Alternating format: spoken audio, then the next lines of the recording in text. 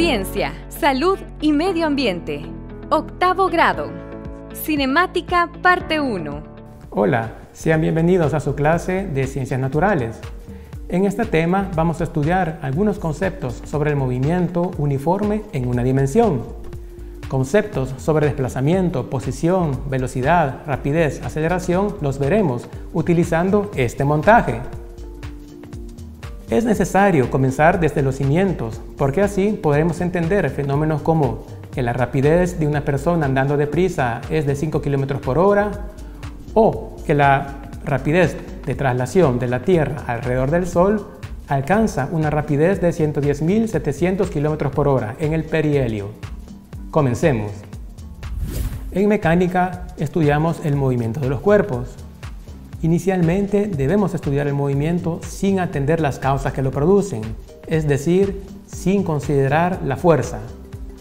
A esta rama de la mecánica se le llama cinemática. Seguramente ya has visto varios de estos conceptos en los rótulos por la calle. Uno de ellos es la velocidad máxima, la cual indica al conductor la velocidad a la que puede ir por la calle. Otro son señales de información de destino. Estas únicamente nos dicen el nombre y la distancia en kilómetros que falta por llegar en el camino. La mecánica considera los cuerpos como partícula en su primer momento, a la cual le llamaremos móvil. Dispongámonos entonces a estudiar los conceptos preliminares de la cinemática en el siguiente experimento. Planteémonos un problema importante en el estudio del movimiento. Una canica rodando sobre esta superficie ¿tiene movimiento rectilíneo uniforme? Para ello debemos de considerar un experimento, el cual obtendremos información y la analizaremos. Podemos ver en esta mesa que tenemos un nivel de burbuja, el cual nos garantiza la horizontalidad de la mesa. Esto es necesario para evitar cualquier componente del peso que nos altere la velocidad de la canica. Luego tenemos una cinta métrica. Sobre ella hay unas marcaciones. Vamos a leer únicamente los centímetros porque es la unidad del sistema internacional. Podemos observar que he puesto una marcación de A, una B, una C y una D. Consideraremos el tramo AB, el tramo BC y el tramo CD. Cada tramo dista 30 centímetros. Luego voy a retirar esto y podemos observar un plano inclinado. El plano está elevado 3 centímetros respecto a la mesa. Soltaremos esta canica desde la misma altura, es decir, 3 centímetros, y cuando ruede y llegue a la superficie de la mesa, comenzaremos a medir los datos. ¿Qué datos? Pues las magnitudes físicas que estudia la cinemática, que es longitud y tiempo. La longitud la vamos a considerar como la distancia que hay entre un punto y el otro. Las unidades, como repito, serán centímetros. ¿Qué instrumento utilizaremos? La cinta métrica. La otra magnitud física fundamental que se estudia acá es el tiempo. ¿Qué unidades serán? Los segundos. ¿Con qué lo mediremos? Con un cronómetro. Entonces, la primera parte es colocar la bolita acá y soltarla. Detendremos acá el cronómetro. Luego, el mismo procedimiento hasta el punto C. Finalmente, repetimos el experimento hasta el punto D. Dispongámonos a realizar el procedimiento de la toma de información de la distancia y del tiempo. La canica la colocamos desde el inicio del plano cartesiano. Soltamos y cuando la canica llegue a la mesa, corre tiempo. Se detiene en la posición B. Cuando hayamos calculado este primer tiempo, repetiremos el procedimiento para el tramo AB 6 veces. Luego pasamos al tramo AC. Recuerda, el tiempo comienza a correr cuando la canica toca la mesa, no antes. Aquí detenemos el tiempo. Procedimiento de toma 6 veces. Finalmente, vámonos al tramo AD. Soltamos la canica, tiempo, tiempo final. Muy bien, así tomamos el tiempo para el tramo AB, AC y AD. En la tabla 1 puedes ver los 6 tiempos para los tramos AB, AC y AD. Al final, observa el tiempo promedio que se obtiene sumando los 6 tiempos del mismo tramo entre 6.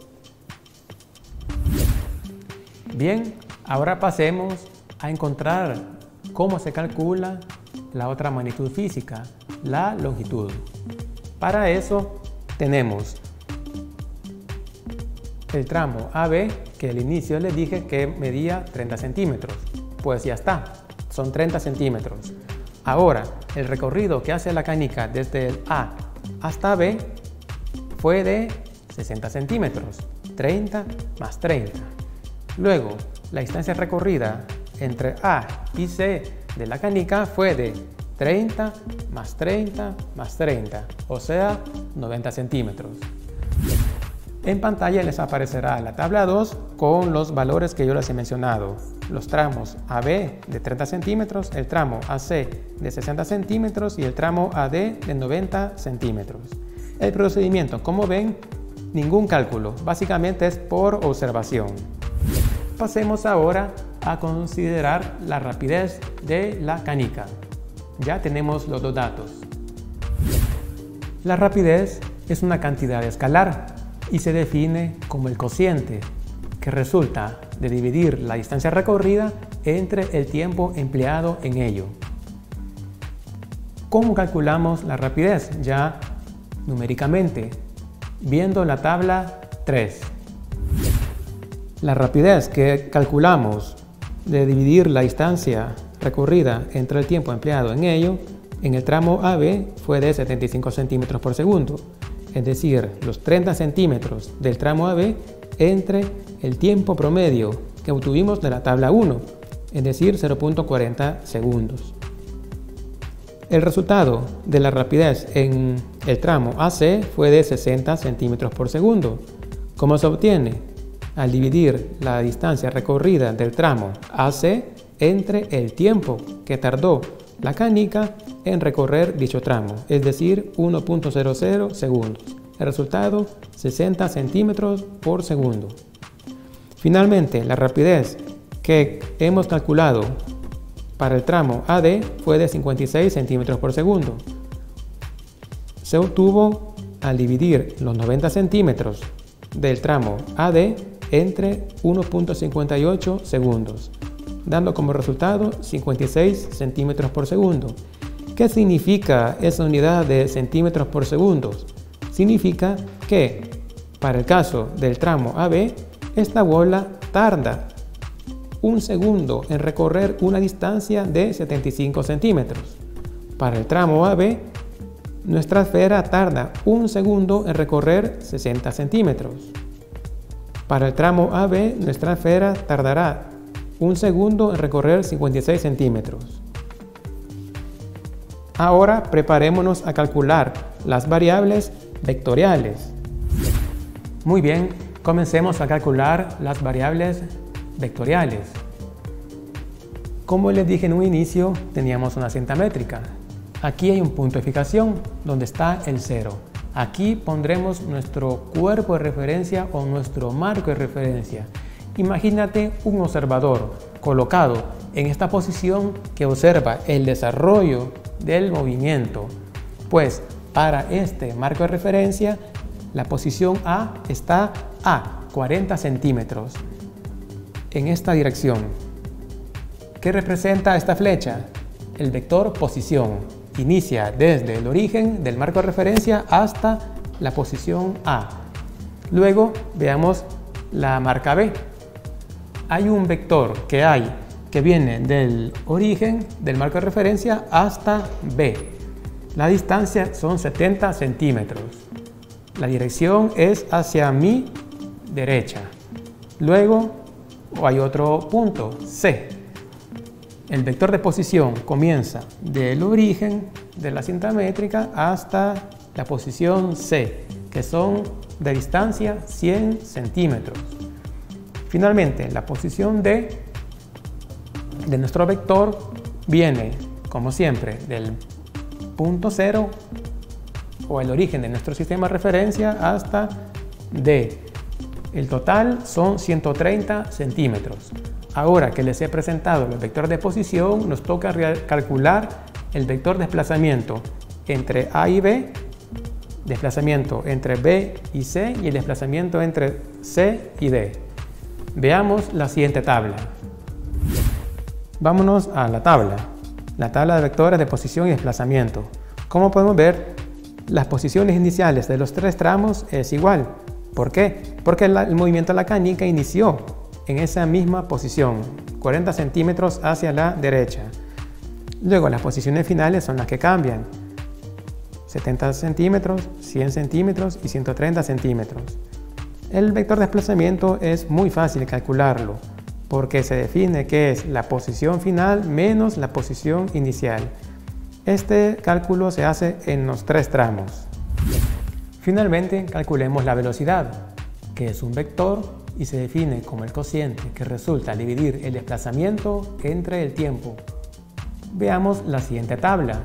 Tenemos los tres tramos. Si recuerdas, los valores de la rapidez de la tabla 3 son idénticos a los valores de la velocidad en su magnitud. Entre paréntesis, lees hacia la derecha y es porque la velocidad es un vector. En efecto, la canica se desplaza hacia la derecha. Me refiero a mi derecha. Bien, hemos llegado a los resultados. Si recuerdas, las tres rapideces de los tramos AB, AC y AD son el tramo AB de 75 centímetros por segundo, el tramo AC fue de 60 centímetros por segundo y la rapidez en el tramo AD fue de 56 centímetros por segundo. Si notas, las rapideces entre el tramo AC y AD quedaron bastante cerca, 56 y 60. Esto nos indica que la rapidez de nuestra canica sobre la mesa se mantuvo constante. Por tanto, podemos suponer que la canica mantuvo un movimiento rectilíneo uniforme mientras hicimos el experimento. Claro, hay limitaciones, hay fricción y además no podemos pensar de que esta canica va a mantener este movimiento si ampliamos la mesa. Eso no. Nuestro movimiento lo limitamos dentro de un rango de 90 centímetros máximo. Me gustaría ejemplificarles con un móvil en la vida real el movimiento rectilíneo uniforme. Primero verificamos la horizontalidad de nuestra trayectoria. Ahora vamos a iniciar el movimiento.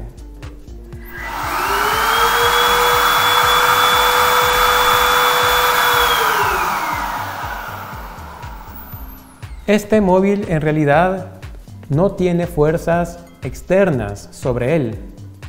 La fuerza hacia abajo del peso es compensada con una fuerza que veremos más adelante llamada normal. Esta trayectoria tiene unos agujeros por donde el aire sale, evitándole la fricción. Por lo tanto, este móvil levita sobre esta pista, porque es un movimiento rectilíneo uniforme. Se mueve en línea recta, recorre espacios iguales en tiempos iguales y en el mismo sentido, o sea, hacia mi izquierda. ¿Dónde miramos este tipo de movimiento?